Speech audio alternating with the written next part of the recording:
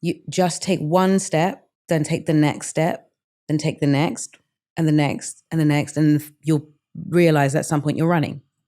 That's essentially what happens with me with other things. This is a silly example. I had to redo my closet. Everything was taken out of it, and I've had to put it all back together again. And when I first looked at this task, it just looked mammoth. I was like, there's no way I'm going to get this back in order again. And I looked at it and would go away and go, it's not going to get done. I can't do it. And then one day I just said, just start. Nothing else after that. Yeah. If you just start, something will get done. Even if it's like one small section, you will have started. Yeah. And the next day, just start again. Yeah. It's the same for if I'm learning a piece or a song that just won't stay. I'll just start. Learn the first line and just keep going over the first line. And sooner or later, the first line will be in there and you'll want to go into the next line. You do a piece or you're playing a character you just can't understand. Just read the lines. Find out what other people are saying. Find out what the journey is. And then sooner or later, you'll want to get to know this character. Mm. Now, the way to get to know this character is probably to learn the character. And when you learn the character, well, you've learned the character. Now you know it. All these sort of little mountains or trials, they aren't always easy. But if you just start, you might be able to get over them. Yeah. Even when we're running hills, I never look at and sometimes you're told, look straight ahead. I always look at the bit in front of me. My eyes are never pointed upward when I'm walking up a hill. I'm always like, if I can just get my foot in front of this next foot, and if I could just keep going bit by bit by bit, sooner or later, when I look up, I'll be at the top of the hill. And that's always what's happened. And it's the one thing that keeps me from stopping in the middle of a hill.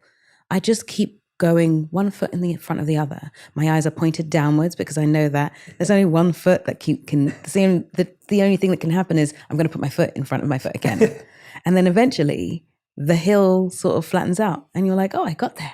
I made it. Yeah, okay. Yeah. I'll keep going. It's good. Yeah. That's so powerful. I love that perspective because I think you are right that we've kind of been trained in society to like look at the goal, look at the target, figure out the end point. Yeah. And you're so right that if you ever try and run or whatever you do, whether it's hiking or anything, swimming or whatever, if you're looking at the end constantly, you'll keep measuring how far you are away from exactly. it. I know that I don't run anywhere close to as much as you do, but when I have ever run before, when I have looked at the end, I'm just like, how am I going to get there? I'm still so far away. I'm still so far away. Okay, I'll get to that point and then I'll walk and then, whatever. And then you start negotiating with yourself. Right. Rather than if you are just looking at it. It's the same when we were taught to meditate as monks. I lived as a monk for 3 years. And when we were trained in that practice, we always meditated on beads. And you get this beautiful set of beads. I still have them today. And there's 108 of them, which is a sacred number. And you're told to just focus on one bead at a time. Right. And the mind is like, oh, I've got to get 108 beads and I've got to do this multiple times and whatever it is. Yeah. And so we were told, no, just one bead at a time, one step at a time, and just start. I love that as a view of like, just start today and then you'll thank yourself later. You'll figure it out. I can't tell you how many times people have asked, how do you even do that? How do you run so much? I want to start and I'm not sure what to do. And I'm never going to be able to run that distance.